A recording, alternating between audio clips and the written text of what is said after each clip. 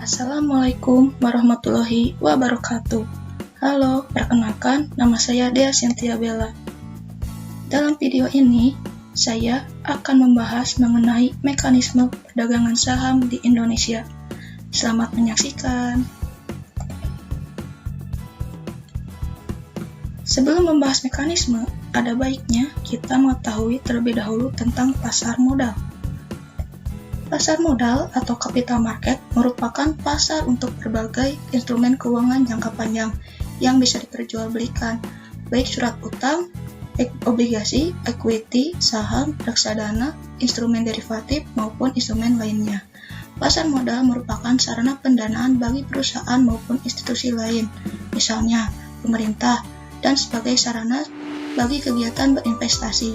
Dengan demikian, pasar modal memfasilitasi berbagai sarana dan prasarana kegiatan jual beli dan kegiatan terkait lainnya. Selanjutnya adalah instrumen-instrumen keuangan yang diperdagangkan di pasar modal.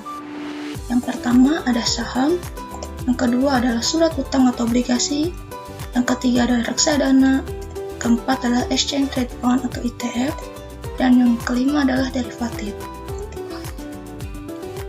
Pasar modal menurut Undang-Undang Pasar Modal Nomor 8 Tahun 1995 tentang pasar modal mendefinisikan pasar modal sebagai kegiatan yang bersangkutan dengan penawaran umum dan perdagangan efek, perusahaan publik yang berkaitan dengan efek yang diterbitkannya, serta lembaga dan profesi yang berkaitan dengan efek.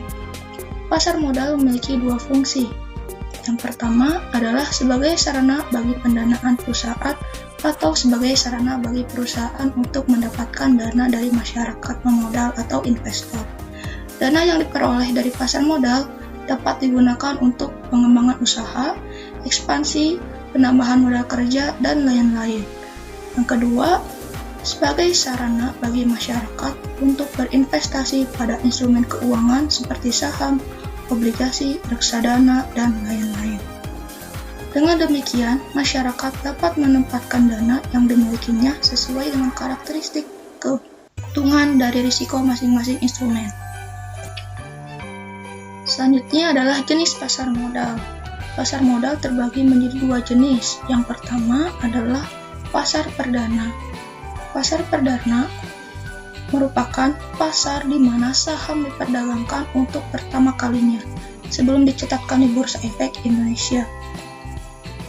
Di sini biasanya saham pertama kali ditawarkan oleh emiten melalui underwriter kepada investor dengan mekanisme penawaran umum perdana atau Initial Public Offering atau disingkat dengan IPO. Untuk jenis pasar modal yang kedua adalah pasar sekunder. Pasar sekunder adalah kelanjutan dari pasar perdana setelah perusahaan melepas sahamnya. Transaksi jual beli saham di pasar sekunder dilangsungkan di Bursa Efek Indonesia. Setelah tercatat di bursa saham, artinya saham perusahaan tersebut bebas ditransaksikan oleh publik sesuai banyaknya permintaan dan penawaran. Saya di sini akan menganalogikan pasar perdana dan pasar sekunder dengan jual beli mobil baru dan mobil bekas agar mudah dipahami. Nah, di sini adalah untuk pasar perdana. Di sini ada Bapak Repan adalah seorang profesional yang sedang butuh mobil baru. Untuk itu, Pak Repan memilih mobil merek X buatan PT JKLMN. Karenanya, Pak Repan menghubungi dealer yang ditunjuk oleh PT JKLMN untuk menjual mobilnya. Setelah bertemu dengan dealer, Bapak Repan menyerahkan sejumlah uang sebagai pembayaran dan kemudian mobil yang dibeli diantar ke rumahnya. Setelah menerima pembayaran pun, dealer segera menyerahkan hasil penjualan kepada PT JKLMN. Dalam hal ini, Bapak Repan membeli mobil dari pasar perdana. Dalam analogi ini, PT JKLMN mewakili emiten yang akan go public. Bapak Repan mewakili investor, dan dealer mobil mewakili underwriter atau penjamin emisi. Ini adalah untuk pasar sekunder. Nah, di sini setelah cukup lama Bapak Repan membeli mobil dari PT JKLMN, kini Pak Repan ingin menjual mobilnya. Dalam kasus ini, Parepan dapat menghubungi showroom mobil bekas. Nah, di waktu bersamaan, Ibu Sarah sedang membutuhkan mobil yang sesuai dengan keuangannya, di mana Bu Sarah ingin membeli mobil bekas. Untuk itu, Ibu Sarah mendatangi showroom mobil bekas dan dipertemukan dengan Bapak Parepan untuk tawar-menawar harga. Dalam kasus ini, PT JKLMN sudah tidak dilibatkan dalam transaksinya lagi. Dalam analogi ini, showroom mobil bekas mewakili Bursa Efek Indonesia atau BEI, Bapak Parepan dan Ibu Sarah mewakili investor yang akan mentransaksikan sahamnya, dan dealer showroom mobil bekas mewakili pialang atau perantara pedagang efek. Ini ada perbedaan antara pasar perdana dan pasar sekunder. Untuk pasar perdana, yang pertama adalah harga saham yang tetap. Kedua, tidak dikenakannya komisi. Ketiga, hanya untuk pembelian saham. Keempat, pemesanan dilakukan melalui agen jual. Dan yang kelima adalah jangka waktunya terbatas. Untuk pasar sekunder, yang pertama, harga yang ditawarkan berfluktuasi sesuai dengan kekuatan pasar. Yang kedua adalah dibebankannya komisi untuk pembelian dan penjualan. Yang ketiga, bisa juga untuk mentransaksikan right and warrant. Yang keempat, pemesanan dilakukan melalui anggota bursa. Yang terakhir adalah jangka waktu tidak terbatas, artinya bisa dibeli kapan saja. Untuk sekarang, kita akan membahas mekanisme perdagangan saham lebih lanjut. Dalam pelaksanaannya, Bursa Efek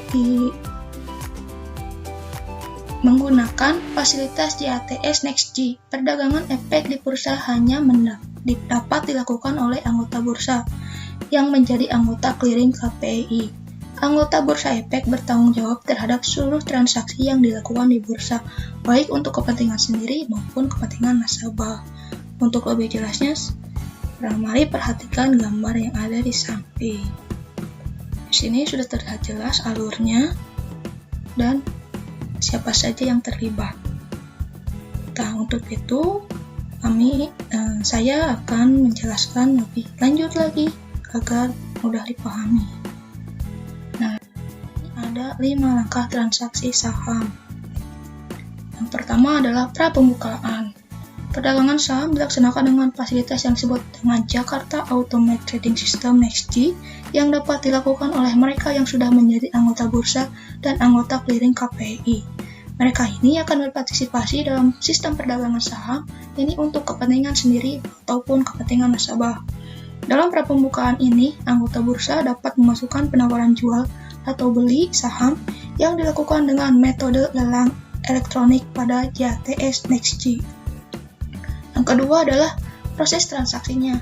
Selanjutnya, JATS NextG akan memproses transaksi dengan memperhatikan time and price priority. Price prioritas atau price priority artinya permintaan beli saham dengan harga lebih tinggi akan mendapatkan prioritas terlebih dahulu ketimbang permintaan beli terhadap saham yang sama namun dengan harga yang rendah. Sedangkan untuk sistem perdagangan saham jual, harga yang lebih rendah akan diprioritaskan terlebih dahulu ketimbang yang memiliki harga yang tinggi.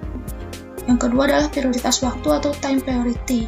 Artinya, kalau penawaran jual atau permintaan beli saham diajukan dalam harga yang sama, maka permintaan beli atau jual saham yang terlebih dahulu diajukan akan mendapatkan prioritas. Untuk yang ketiga adalah pembagian segmentasi pasar dan penyelesaian transaksinya. Nah, segmentasi pasar terbagi menjadi 3. Yang pertama adalah pasar reguler. Waktu penyelesaian transaksinya adalah hari bursa kedua setelah terjadinya transaksi atau H+2 atau di sini dianalogikan T+2. Transaksi setelah hari kedua. Yang kedua adalah pasar tunai. Hari bursa yang sama dengan terjadinya transaksi dianalogikan T+0 atau pada hari jam sama dan jam yang sama. Yang ketiga adalah pasar negosiasi. Berdasarkan kesepakatan antara anggota bursa jual dengan anggota bursa beli. Nah, untuk yang pra-penutupan. Selanjutnya ada proses pra-penutupan dalam sistem saham ini, yaitu proses ketika anggota bursa memasukkan penawaran jual atau beli menjelang penutupan hari bursa. Dari penawaran dan permintaan ini, CATS NextG lantas bisa membentuk harga penutupan dan mempertemukan penawaran jual dan beli berdasarkan sistem price dan time priority. Yang kelima adalah pasca penutupan. Dalam proses pasca penutupan ini, anggota bursa dapat memasukkan penawaran jual atau beli pada harga penutupan. Dari sini, CATS NextG lantas mempertemukan efek yang sama secara keseluruhan ataupun sebagian pada hari penutupan berdasarkan time priority. Oke, bahas 5 langkah transaksi. Selanjutnya adalah pasar reguler. Apa sih yang dimaksud dengan pasar reguler? Pasar reguler adalah pasar di mana para investor melakukan transaksi dengan kenaikan harga yang sudah ditentukan oleh fraksi harga. Berikut adalah fraksi harga yang sesuai dengan Bursa Efek Indonesia. Di sini ada 5 kelompok harga dan 5 fraksi harga. Untuk kelompok yang pertama adalah harga dari mulai 50 sampai 200 dengan fraksi harganya 1. Kelompok kedua adalah 200 sampai 500, fraksi harganya adalah 2. 500 sampai 2000, fraksi harganya adalah 5. 2000 sampai 5000, fraksi harganya adalah 10. Lebih dari 5000, fraksi harganya adalah 25. Tawar-menawar yang terjadi di pasar reguler dilakukan dengan pemasangan harga beli atau bid dan harga jual atau offer oleh para peyalang. Bid dan offer ini akan bergerak sesuai dengan dinamika pasar sampai bertemu harga yang sama, barulah terjadi transaksi. Di sini ada contoh bid dan offer. Saya memakai saham Telkom. Nah, di sini ada jumlah permintaan saham dan jumlah saham yang akan dijual. Nah, di sini harga permintaan beli yang paling tinggi adalah 3.800, sedangkan harga jual saham terendah adalah 3.810. Artinya, permintaan dan penawaran ini belum ada yang sesuai, sehingga belum ada terjadinya transaksi. Selanjutnya, auto rejection. Auto rejection dengan tujuan menjaga agar harga saham tidak berubah terlalu tinggi atau terlalu rendah agar perdagangan tetap berjalan secara wajar. Batas auto rejection tersebut dapat dilihat pada tabel berikut. Di sini terdapat harga yaitu ada 3 dan juga dibahas untuk saham terbagi dua adalah saham reguler dan saham IPO. Untuk kelompok harga kurang dari 200 pada saham reguler memiliki batas bawah sebanyak 35% dan batas atas adalah 50%. Untuk harga dari 200 sampai 5.000, batas bawahnya adalah 25%. Batas atas adalah 25%. Sedangkan untuk lebih dari 5.000, batas bawahnya adalah 20% dan batas atasnya 20%. Nah, selanjutnya adalah saham IPO. Bisa dilihat di sini, untuk saham IPO itu kelipatan 2 dari saham reguler. Artinya, saham IPO akan lebih mahal daripada harga saham reguler. Selanjutnya adalah pasar tunai. Pasar tunai sama persis seperti pasar reguler. Yang berbeda hanya sistem pembayarannya. Di pasar reguler, penyelesaian transaksi adalah T+3 atau 3 hari setelah transaksi. Sistem pembayaran di pasar tunai adalah T+0, jadi dilakukan pada hari itu juga. pasar tunai tersedia untuk menyelesaikan kegagalan anggota bursa dalam memenuhi kewajibannya di pasar reguler dan pasar negosiasi. Misalnya, pada pasar transaksi short selling, pasar tunai dilaksanakan dengan prinsip pembayaran dan penyerahan seketika atau cash and carry. Selanjutnya atau yang terakhir adalah pasar negosiasi. Pasar negosiasi dilaksanakan berdasarkan tawar-menawar individual antara anggota bursa beli dan anggota bursa jual dengan berpedoman pada kurs terakhir di pasar reguler dan tidak secara lelang yang berkesinambungan atau non-continuous auction market. Dan penyelesaiannya dapat dilakukan berdasarkan kesepakatan anggota bursa efek. Tawar-menawar yang terjadi tidak dilakukan di pasar bursa efek, tetapi dalam pengawasan bursa. Dalam pasar negosiasi, perdagangan tidak memakai satuan lot, melainkan dengan satuan lembar, karena pasar negosiasi biasanya dipilih bila jumlah lembar saham investor tidak genap 1 lot atau 100 lembar. Nah, di sini berlaku auto rejection seperti yang sudah dijelaskan tadi. Untuk batas auto rejection sendiri itu adalah 50. Jika kurang dari 50, otomatis pembelian atau transaksi akan dibatalkan. Selanjutnya adalah jadwal dan jam perdagangan ketiga jenis pasar. Oke, di sini saya akan memberikan gambarannya. Yang pertama itu ada pembukaan dengan keterangan anggota bursa memasukkan pesanan jual dan beli hanya berlaku bagi saham LQ45, dan untuk pasar reguler dibuka pada pukul 0,845 sampai 08.55. Untuk pasar negosiasi dan tunai tidak dibuka atau belum buka. Yang selanjutnya adalah pembukaan. Di sini sudah ada permintaan dan penawaran yang dimasukkan pada saat pembukaan akan dibentuk pada saat pembukaan. Nah,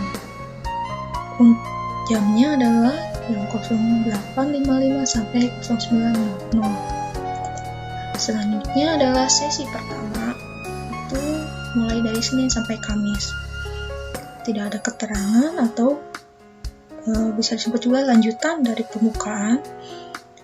Waktu dibukanya adalah pukul 9 sampai 12. Dan untuk pasar negosiasi dan tunai pun sama. Untuk sesi 1 pada hari Jumat akan dibuka pada pukul 9 sampai 11.30 dan berlaku untuk pasar negosiasi dan pasar tunai juga. Nah, selama waktu istirahat tidak ada saham yang diperdagangkan. Lanjut di sesi 2. Ini tetap di Senin sampai Kamis pukul 13.30 sampai 15.49. Nah, untuk pasar negosiasi itu pukul 13.30 sampai 16.15. Dan pasar tunai tidak ada atau hanya pada sesi 1 saja. Nah, selanjutnya adalah sesi 2 pada hari Jumat. Untuk pasar reguler adalah 14.00 sampai 15.49, sedangkan pasar negosiasi adalah 14.00 sampai 16.15, dan pasar tunai tidak ada. Selanjutnya adalah pra penutupan dengan keterangan anggota bursa memasukkan pesanan jual dan beli. Dan di pasar reguler itu pada pukul 15.50 sampai 16.00. Tidak berlaku bagi pasar negosiasi dan pasar tunai. Yang selanjutnya adalah penutupan. Permintaan dan penawaran yang dimasukkan pada saat pra penutupan akan dibentuk pada saat penutupan, yang terjadi pada pukul 16.01 sampai 16.05. Selanjutnya adalah pasca penutupan. Sesi terakhir perdagangan transaksi hanya bisa dilakukan pada harga yang dibentuk saat penutupan, yaitu pada pukul 16.05 sampai 16.15, dan tidak ada untuk pasar negosiasi dan pasar tunai. Setelah penjelasan dari awal sampai jadwal, saya dapat menyimpulkan bahwa untuk transaksi atau membeli saham, sebenarnya kita tidak perlu memperhatikan pasar negosiasi dan pasar tunai. Karena jika kita sudah membuka rekening saham dan akan melakukan trading, seluruh aktivitas jual beli saham hampir pasti seluruhnya terjadi di pasar reguler. Nah, untuk pasar perdana, Anda akan bertransaksi di dalamnya jika Anda membeli saham dari perusahaan yang baru go public. Namun, jika Anda tidak kebagian pun, Anda juga masih dapat membelinya di pasar reguler atau pasar sekunder. Oke, sampai sini dulu penjelasan mengenai mekanisme perdagangan saham di Indonesia. Terima kasih atas perhatiannya. Semoga informasi yang saya sampaikan dapat bermanfaat bagi Anda semua. Terima kasih. Wassalamualaikum warahmatullahi wabarakatuh.